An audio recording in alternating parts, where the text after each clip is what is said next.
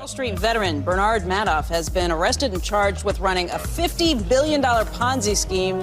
Congress wants to know what caused the Enron meltdown. Now, while the collective rage currently is focused on WorldCom, Tyco CEO Dennis Kozlowski was convicted of looting hundreds of millions of dollars. This is one of the biggest fraud cases ever.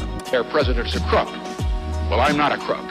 Find out more on this week's episode of White Collars, Red Hands. It seems that we keep coming back to the 1980s. Known as a decade where greed swept through the corners of the globe, the wealth of the 1980s was shortly followed by criminal fallouts featuring fraud and corruption. We've talked about America's 80s fraudsters like Ivan Boesky and Michael Milken. We've talked about the great chase for Skase in Australia.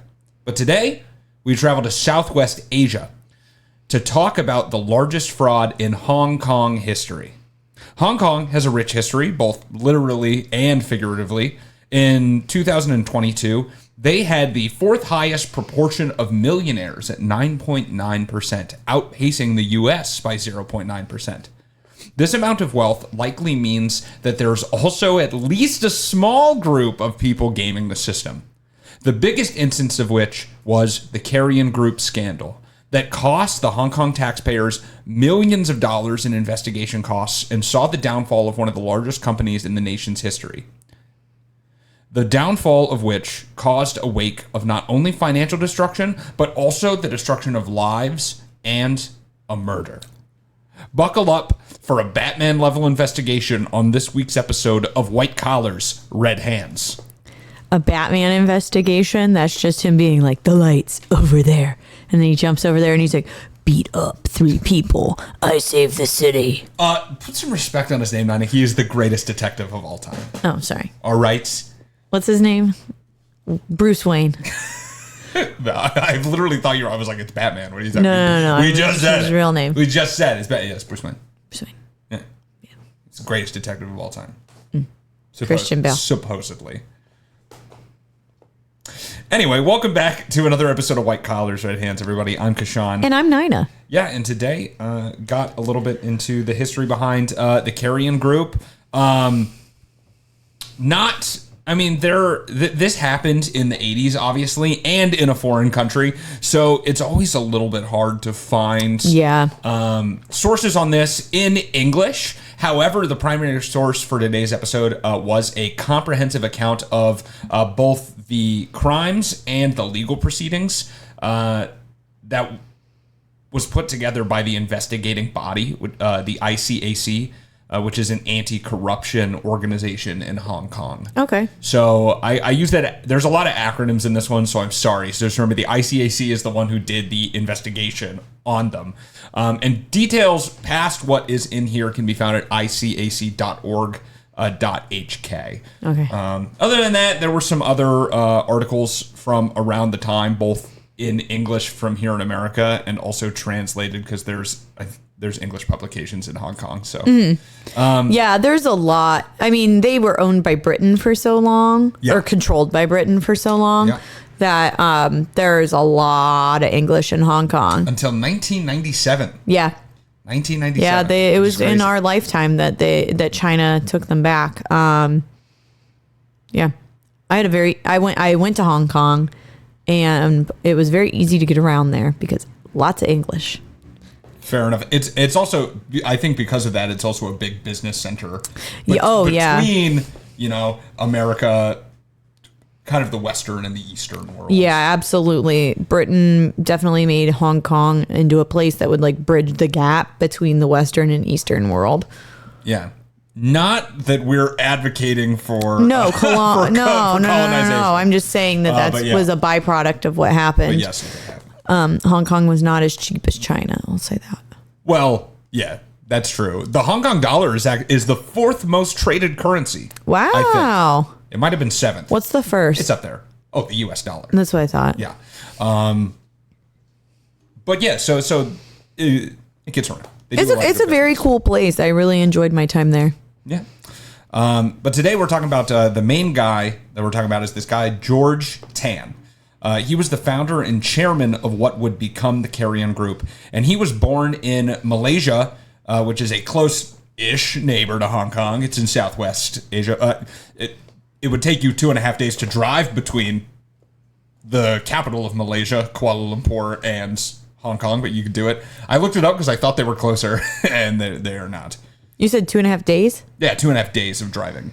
Well, I thought that you couldn't get there by car, so. Oh, yeah, it's all connected by land. So, I mean, you can get there. It's just Going to take you a while. Yeah, it's just not easy. There is some question surrounding his actual birth year, as he claimed that he was born in 1938, but his passport says he was born in 1933 in a different region of Malaysia. But you don't have to lie about your age, bro. You've always looked awful. He's got fucked up teeth, so I don't think that extra 5 years is buying you any... Well, that's like my great grandma would always tell us that she was born in a different... She would always tell us that she was born in 1920. And then when she died, my grandma found her birth certificate and it says 1919. And So she was 1 year? yeah, and she was like, why did you like lie about that? She probably just forgot, to be honest. I mean, and to be fair with my great grandma, she grew up in very rural Kentucky and then moved up to Ohio. So so numbers are hard. numbers are hard. Pre-Great Depression. So, Yeah. so numbers are hard. Yeah. No, I'm getting to the age where I forget how old I am sometimes. Like I've been telling people I'm 32 all year. I'm still 31. if someone will ask me, I'll be like, I usually think I'm 28, which as a year I'm 29. So Yeah. whatever, it doesn't matter anyway. So not much is known about George Tan's childhood. What we do know is that he eventually attended the University of London, where he earned a degree in civil engineering.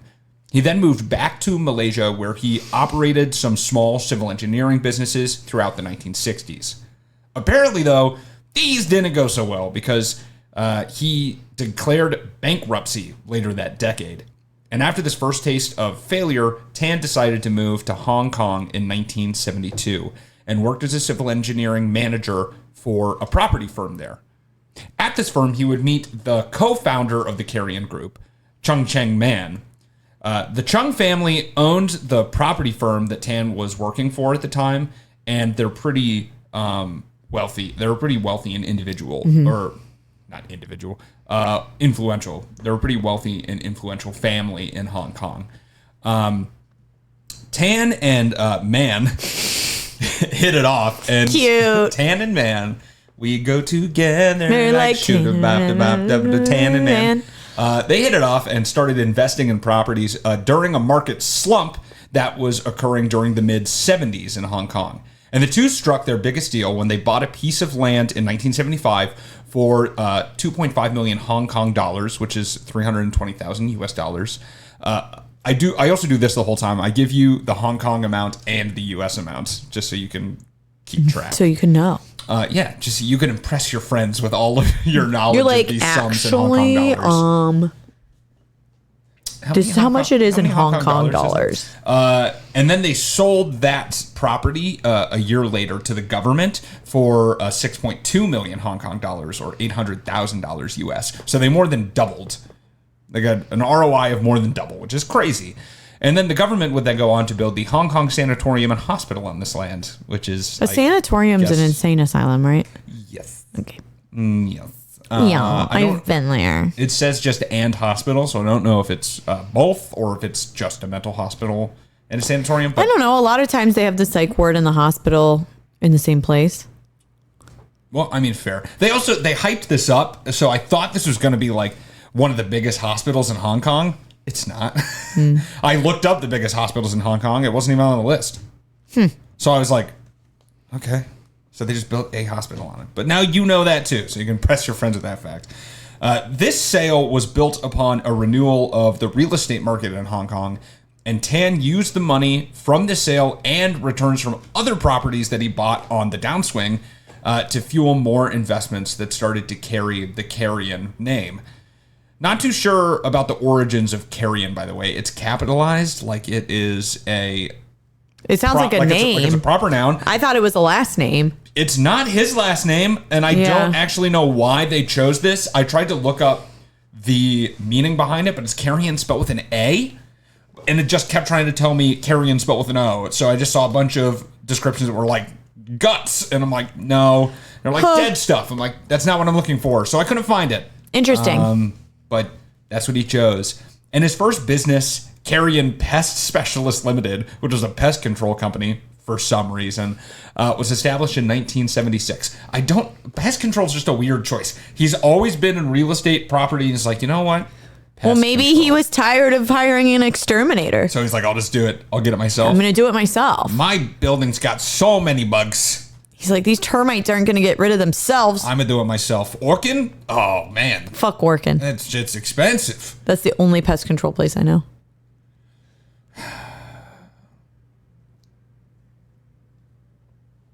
Yeah, no. Gonna pull one out. I'm going to hurt myself if I keep thinking too hard. By the end of the next year, so 1977, Carrian Holdings was created. And the investment group controlled multiple companies with wide-ranging applications from insurance to lodging, but dealt primarily in real estate. Tan, of course, took up the role of chairman for this group, and Chung Cheng Man was a director. They produced their first publicly traded company the same year through a reverse merger, buying an already listed company for about 6 Hong Kong dollars per share, about 77 cents per share, and established it as the financial branch of their group, Carrian Investments Limited. Over the next 4 years, and from now on, I'll refer to them as Carrian. They're the Carrian Group because they're the holding company that holds all of their other assets. Oh, okay. Over the next 4 years, Carrian grew into a huge name within Hong Kong and beyond, with commercials that were recognizable to most citizens. Eventually, they had made investments in at least 9 countries, including the United States and Australia, and controlled over 200 companies at its peak. Wow. And they did a lot. They almost remind me of like Nestle and what's the other one we did? Charmin. I don't know. There's another big conglomerate. Company. Yeah, we did another big conglomerate. This is reminding me of that. Yeah, no, I only remember Nestle right now. You're probably right. I know, because I did a bunch of puns in the beginning of the... There's a lot of holding companies like this. Yeah. Though. But, I mean, at least, like, Nestle sticks to... Food stuff, or home stuff. Yeah, mostly food stuff. Yeah. Right. So to have things like we have an insurance company, but we also have like a taxi cab company, and we also it's weird and operate hotels, and we also have like a pest control company. Like, that's pretty crazy. Like, there's no way that you can effectively know how to run all of these different kinds of businesses. Absolutely. I mean, not unless you get somebody who knows about this stuff to be like in charge. Yeah. Unless you hire a pest control guy to run the pest control department. Yeah, the thing is, too, is if you're buying a company, usually, like, if they're selling the company to you, unless you're overpaying for everything you're buying, it's probably not ran as efficiently as it can, because if it was running on pumping on all cylinders, they would just keep it. They wouldn't sell it to you in the first place. So it's kind of a recipe for disaster. But this growth was largely sparked by another successful deal from Tan and Company that mirrored the one that started it all just 8 years before. In 1980, Carrian Investments bought what is now the Bank of America Tower, but was then known as the Gammon House, a 479-foot skyscraper in the heart of the business district of Hong Kong that lists on the tallest buildings in Hong Kong. It's big. Even to this day? Yep. Wow. They bought the tower in January for 998 million Hong Kong dollars, about 128 million US, publicly announcing that it had been purchased purely from funding within Carrian Group itself. They didn't get any leverage for it. They just had $998 million. Good for them. They then turned around and sold this building just a few months later for 1.68 billion Hong Kong dollars. Did they give a reason for that? Well, if you could make double your money on an investment of $100 million, you'd probably take it. Yeah, okay, fair. You know, because that's 250.7 about US or $1 million US dollars. They bought it for 128 million. They sold it for 250 million. So they made what they paid for. Yeah, they literally doubled their money. So you would do that. That's a good deal. Yeah, it is. This boosted the public belief that they had deep coffers and were savvy in business to buy such a property without debt and sell it for such a profit so quickly. They must be doing something right in real estate. Carrian Group rode this optimism wave and saw their stock price rise to an all-time high of 17.9 Hong Kong dollars per share, about 230 per share. So way higher than what they bought the company for at 6 Hong Kong dollars a share. This would kick off a couple of good years for Tan and his associates, but trouble was brewing in Paradise, and things were not exactly what they seemed. So Carrian used this bankroll of capital to further expand their empire, buying controlling stakes in every company not nailed down until they hit their maximum size of 200 companies. And this was in shipping to taxis and even purchasing assets like cargo ships. And learning what Carrian owned is kind of like finding out that Pepsi once owned Wilson, like the sporting goods company, famous for making people cry over volleyballs that get lost at sea. Wilson. Yeah, it's crazy. Once again, they usually have food, but they at one point owned sporting goods and almost owned an armada. Like the Spanish Armada? No, just like a fleet of ships. That's so weird. Supposedly, it also might be fake, but I guess there is a rumor that at one point they made a deal with Russia. Pepsi? To like sell Pepsi in like what was then Soviet Russia. But Russia didn't have a lot of money to pay them, so they instead paid them with these assets of these like warships. So like the rumor goes that Pepsi at one point had like the 20th largest armada, like Navy force in the world or something. That's so weird. Because they got gifted like 8 battleships for this. Well, how deal. else are they going to take on Coke? Yeah, Cola Wars. Cola Wars. Cola Rio Wars. Oh, but Pepsi owning Wilson isn't as weird to me because their drinks are sold in so many stadiums and stuff. Yeah, I guess. I feel like they're not sold in a lot of stadiums. I feel like they Coke are at Wrigley. Fair enough. I feel like Coke still has most of that market, and if you live in Chicago or know anything about the Cubs Stadium in Wrigley Field, Pepsi has a deal that if you are in Wrigley, you cannot sell Coke. You have to sell Pepsi. Oh, wow, nice. Because when I worked at the restaurant across the street from there, we sold Pepsi, but all of our other locations sold Coke because we had to sell Pepsi. Yeah, that's right. I mean, they literally bought like Taco Bell and KFC so that they could because Pepsi restaurants products? did not want to sell Pepsi, so they literally forced their way into the market by buying the restaurants and only selling Pepsi. That's kind of crazy. That's crazy. And they still own them and Pizza Hut. Hot take. I prefer Diet Pepsi over Diet Coke. You're crazy. Coke Zero is delicious. I didn't say it wasn't. I'm just saying I prefer the crisp taste on my tongue Anyway, we are of Pepsi. Anyway, we're hilariously off topic, so let's get all of this meant that the money was rolling in for George personally too. All right, they're doing a lot of deals. He's highfalutin. He flaunted his wealth in the same way that most multimillionaires do, by living in a mansion, driving a Rolls Royce around, and wine and dining at the fanciest places that Hong Kong has to offer. So nothing super special that he did. He actually enjoyed Rolls Royce so much, though, that he would give them as gifts to multiple executives at the company that were owned by Carrian, so that they could be seen riding around also in Rolls Royces, to kind of perpetuate this picture that everything was good at the company, and that kind of like everything Carrian touched had just fucking turned into gold. And that they somehow just, I don't know, had an infinite money glitch because they were just buying everything all the time, and said that they didn't take on any debt, or not a lot of debt. The truth was a lot less rosy. However, instead of funding their many purchases with funding from inside Carrian Group itself, like they portrayed, basically all of their deals were funded by the same thing that funded my college degrees, debt. They just lied. Carrian was able to secure multiple large loans from a few different banks off of their completely manufactured reputation. Well, that, and also a bunch of bribes. My favorite thing is to bribe people. The largest bank that Carrian was dealing with was a bank known as the Bumiputra Malaysia Finance Limited, or BMFL. Remember that, which is a... Be my fucking lover. Sure, whatever mnemonic device you need.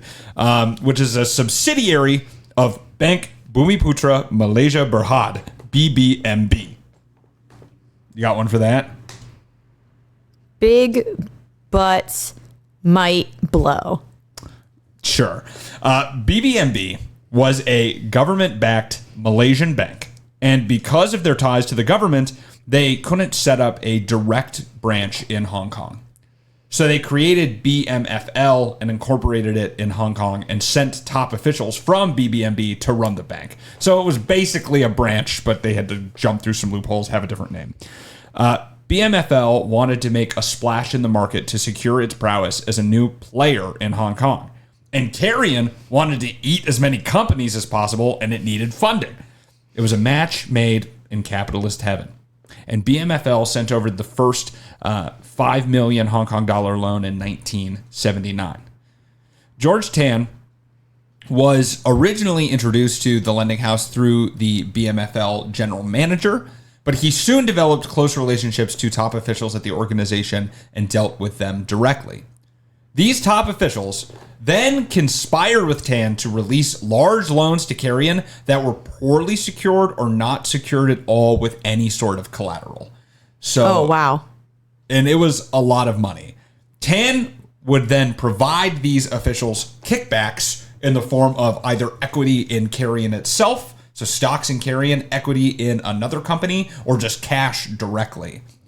And the loans from BMFL were just about 6 billion Hong Kong dollars, 800 million US dollars. And this is in the 70s and 80s. This is in the 80s. So this is like 1980. Okay, this is in the 80s. Like, this was a lot of money in today's dollars.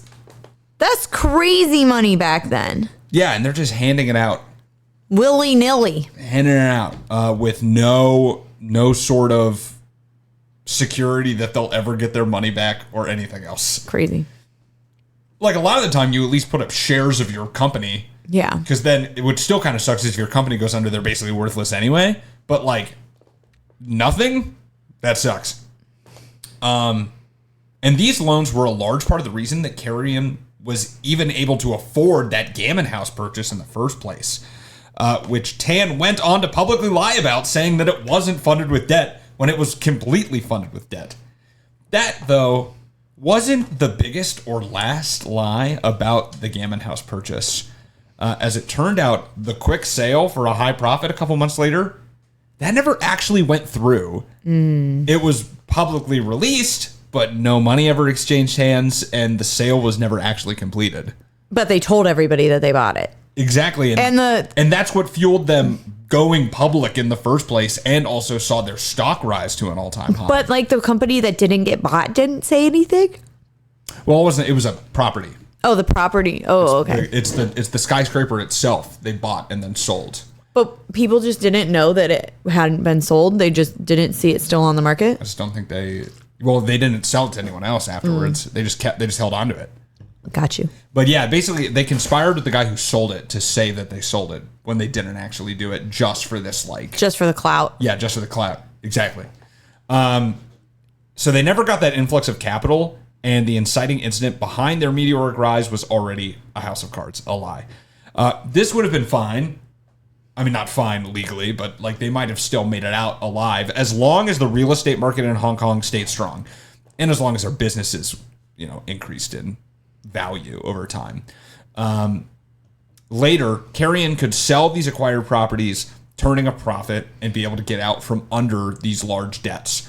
And their stock price would rise, which would make George Tan and now also the executives at BMFL rich, because they've been bribed with, like, billions of dollars in equity. As long as nothing came along to ruin it, of course. So in October of 1982, something came along to ruin it. Sounds like something's getting ruined. Talks were starting to get serious about the British ceding control of Hong Kong back to the Chinese government. And this is in 82? This is in 82. So they signed, It was in 82. They signed the deal, I think, in either 84 or 85, and then it was like a 12-year process. Yeah. You're not just going to automatically give that back. Yeah, it's not like what Britain did now quite a bit later, just jumping out of the European Union in like a year. So in 1982, these talks had led to a slump in the Hong Kong real estate market because it was kind of uncertain about the country's future. Or it's not even like, technically it's not a country, but it is kind of a country. What would it be considered? It's A province? it is like an independent, like State? an independent city-state kind of. It's a special administrative region of China. Awesome. That's a lot of words. I'm not going to say that. Whatever. I'm going to refer to it as a country. An SAR. You can yell at me if you want. I don't care. Because you know now that we know that it's wrong, but it's just easy. Yeah. So the talks led to a slump in the Hong Kong real estate market. Prices fell drastically, which led to margin calls from Carrian's above-board creditors because now the price of all their assets is falling so heavily. And Carrian operated with almost no actual cash on hand, so no liquidity to begin with. So this posed a very large problem for them because they could not pay their creditors any extra cash. They publicly announced that they were experiencing liquidity issues, and creditors applied to get Carrian Group liquidated to recover their investment. It all moved very quickly, like in the course of 2-3 months. Over the next few months, Carrian stock would tumble to an all-time low of 0.63 Hong Kong dollars, which is 8 cents a share. Oh, wow. And it was like 77. It was 17.52, I think. Yeah. Peak was what it was. So a pretty precipitous fall. And that was in December of 1982. And trading was officially suspended in January of 1983. This was the beginning of the end for Carrian, as they would get liquidated later in 1983. But insolvency wasn't the worst of their issues. BMFL was also providing these loans to Carrian that caused all this in the first place without the knowledge of their controlling entity, the BBMB. So the Malaysian-owned bank that set up the subsidiary didn't know what BMFL was doing. Oh. It was just these executives operating of their own accord for all of the bribes. And they were funneling all of these profits through a string of shell companies that were owned by Tan that disguised both the loan's true size and frequency to Carrian, which made it hard for BBMB to even see. Because if they just saw, well, why'd you give them $6 billion in loans? But it was all to these shell companies. So it kind of looked okay, but they were lending a lot. And BBMB began being suspicious in maybe early 1982.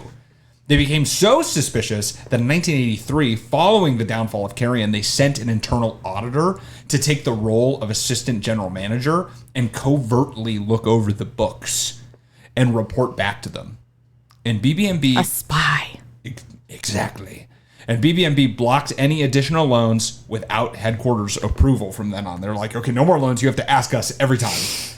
But this audit job would quickly turn deadly. Uh-oh. So just a warning, from now on out, we'll talk about some murder and some suicide. So Heard. if that's a thing for you, skip forward. Jalil Ibrahim was an extremely detail-oriented man who had a strong virtue, which made him a great choice for an internal auditor. After he was sent to BMFL, he quickly discovered the extent of the unsecured loans that were being given to Carrian. And he talked about the extent of these unsecured loans in letters to his wife. This whole time, Carrian is still asking BMFL for loans, hoping to get enough capital to keep creditors at bay and enter back into the game. This is after their stock got delisted, which isn't a good sign, but it's technically not the end yet, especially if they're like, give me an extra $238 million. Of course, headquarters and Jalil himself were not keen about offering any more money to a floundering company that they had already pumped millions into. On July 18th, 1983, after Jalil denied one such loan to Carrian, a businessman named Mak Foon Tan invited Jalil to a hotel room to discuss an emergency loan. Jalil then missed a meeting with a client, which I believe actually was from Carrian, to talk about another loan. And they tried calling him twice to see what was going on. The first time he said that he was busy with something else right now. But the second time, he could be heard to say, wait, before the phone call cut off abruptly. Mak Foon Tan later left the hotel room and asked for assistance moving a heavy piece of luggage outside and then into a taxi that both the hotel staff and the taxi driver said had to have weighed in excess of 100 pounds. 2 days later, The body of Jalil Ibrahim was found in a banana grove with a belt of a hotel robe around his neck. That belt was later tied back to the hotel they were staying at. He was dead due to apparent strangulation.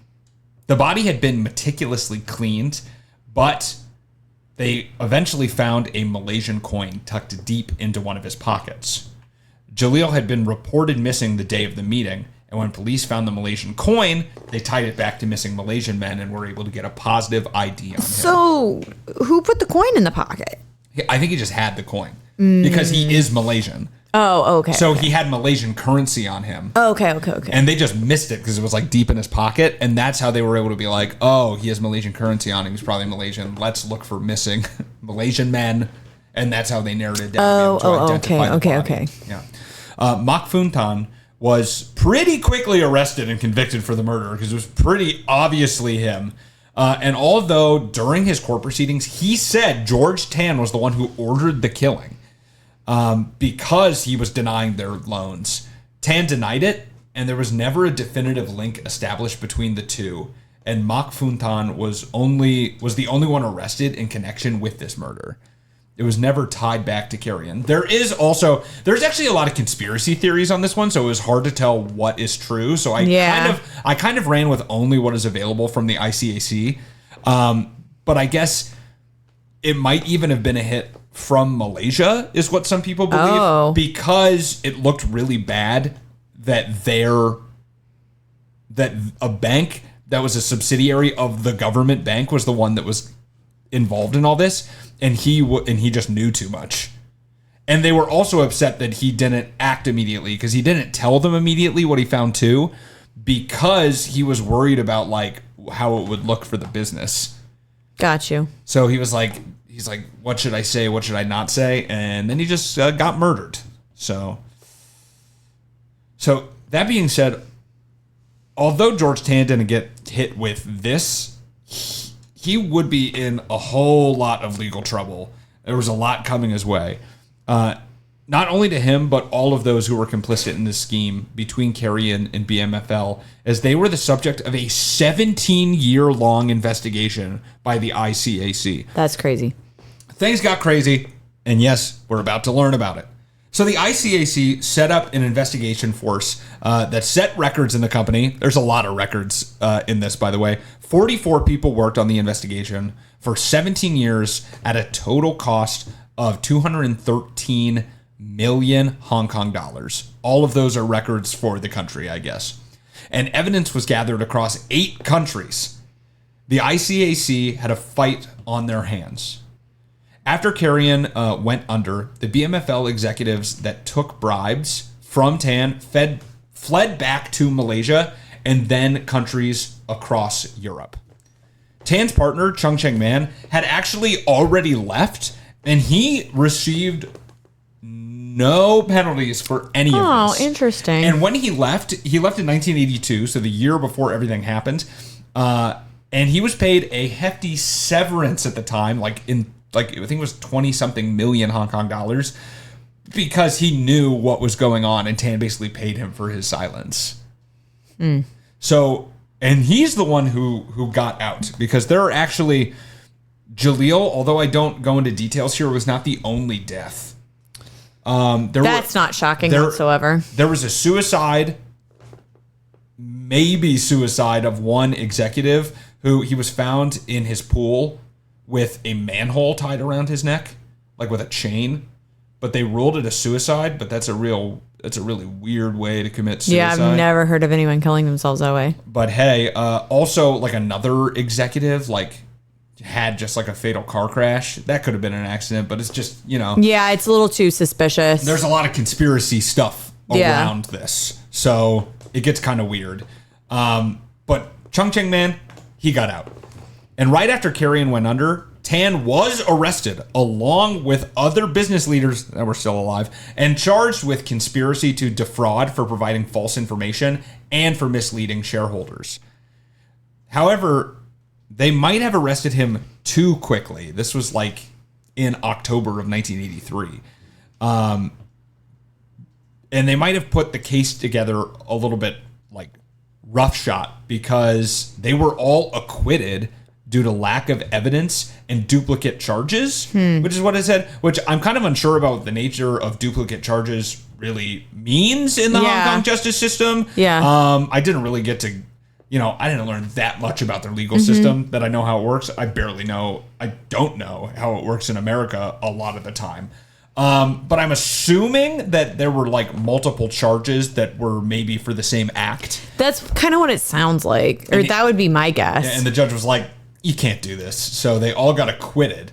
Wow. The information about the bribes and the relationship to BMFL was actually not public knowledge at this time. There was an investigation that went on in Malaysia first that uncovered a lot of the information, and then they gave it to the ICAC in Hong Kong because they were like, well, we can't do anything in Hong Kong, but you guys can. So here's all the information. And they really dug into it in 1985 when the BMFL general manager also turned state's evidence. So the guy that introduced Tan to the other executives, he flipped immediately. And he was never charged. He got immunity, and he just he tattled on everyone. And Tan was charged along with 3 executives from BMFL that same year from all of this evidence. They were charged together, or at least Tan and one of them was charged together. So the executives would have to be extradited from Europe, where they had fled to, before Tan could actually face trial. So in the meantime, they placed a 52 million Hong Kong dollar bail on him, which is 6.42 million US dollars, which is another record.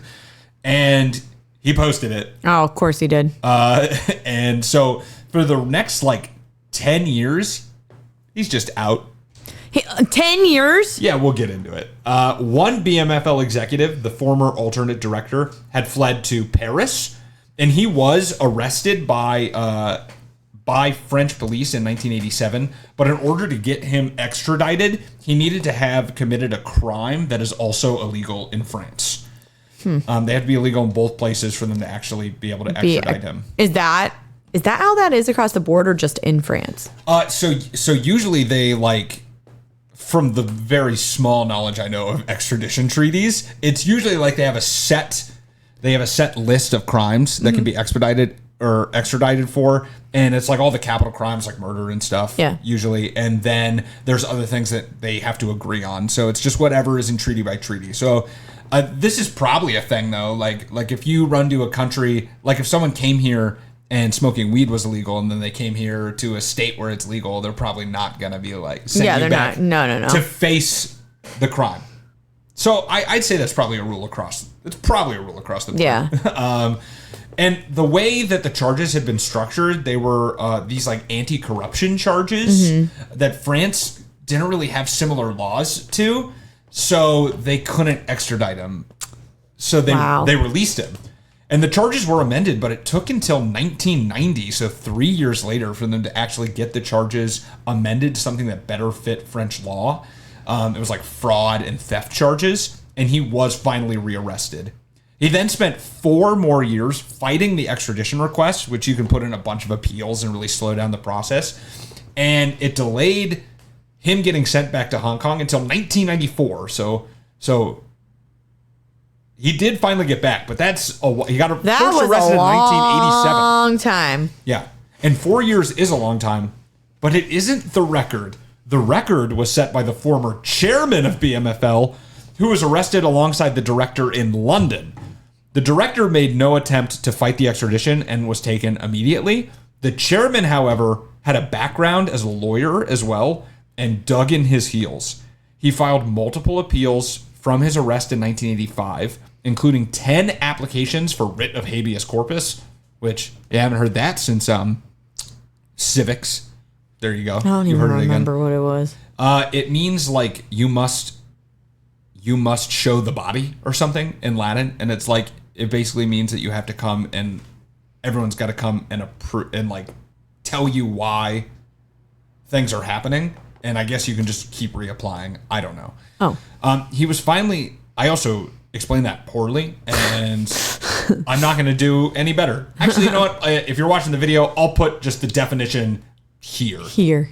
There you go. Yeah. Watch the video, folks. So he delayed this process for 7 years. He was extradited in 1992. That is the record for Hong Kong, That's the longest crazy. extradition process. The director, who immediately returned for trial, was sentenced to 10 years.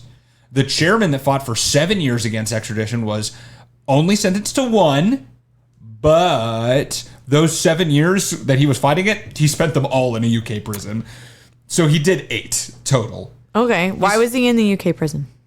Because he was arrested and fighting extradition. You don't just get to be released. Oh, I thought he was like out and about chilling. No, because you'll just run again. Well, yeah. So they keep you there. So he spent all 7 years in prison. Oh, well, that's not fun. No.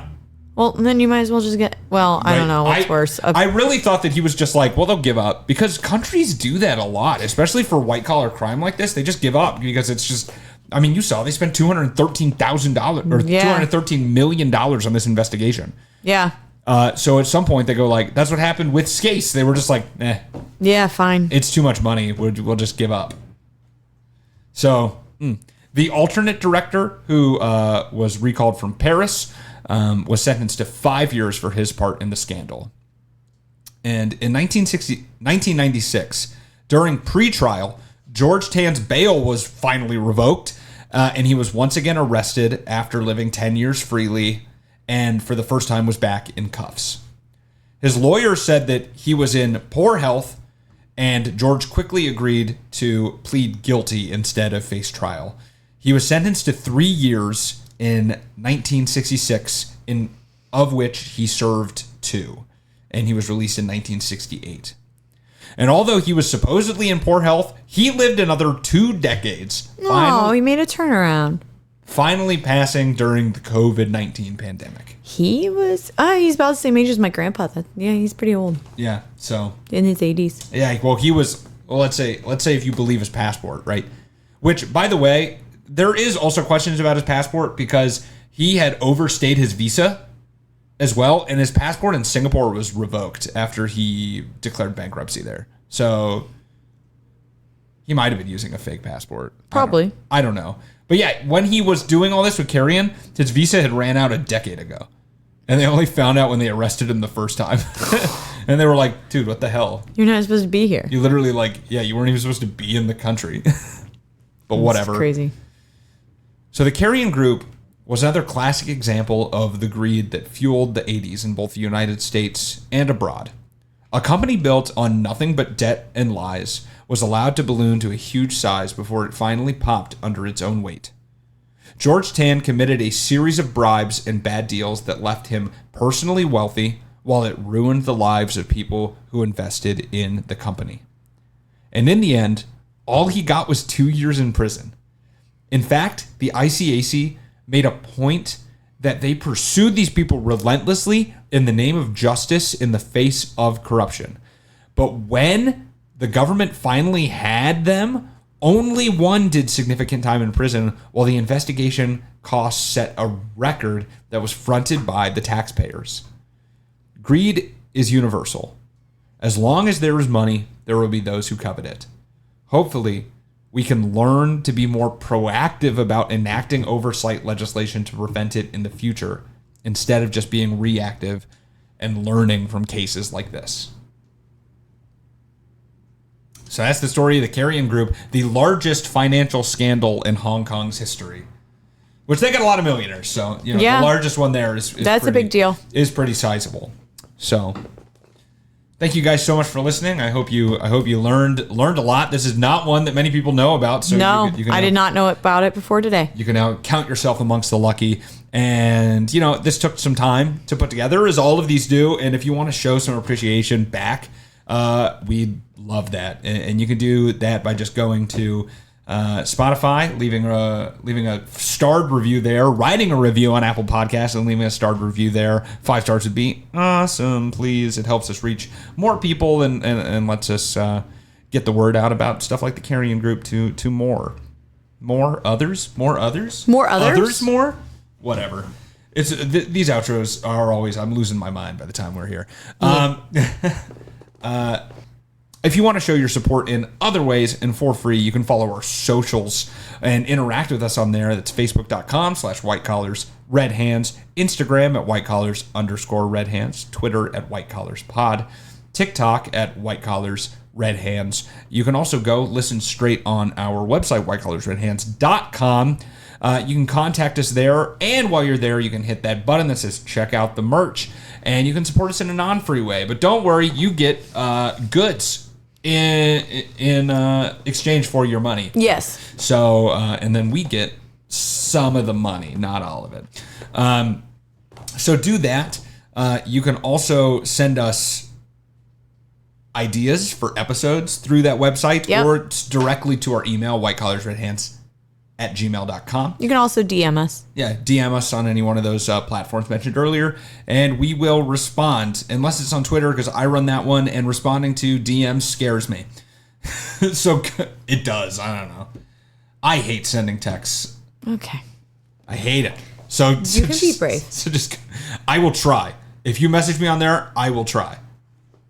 Thank you. Thank you. Oh, and the best way to support us is telling your friends and family how much you love us, how much you love this show, and about how they should listen to it, or else you will stop loving them. That would help us a lot if you would do that. Thank you. Love you.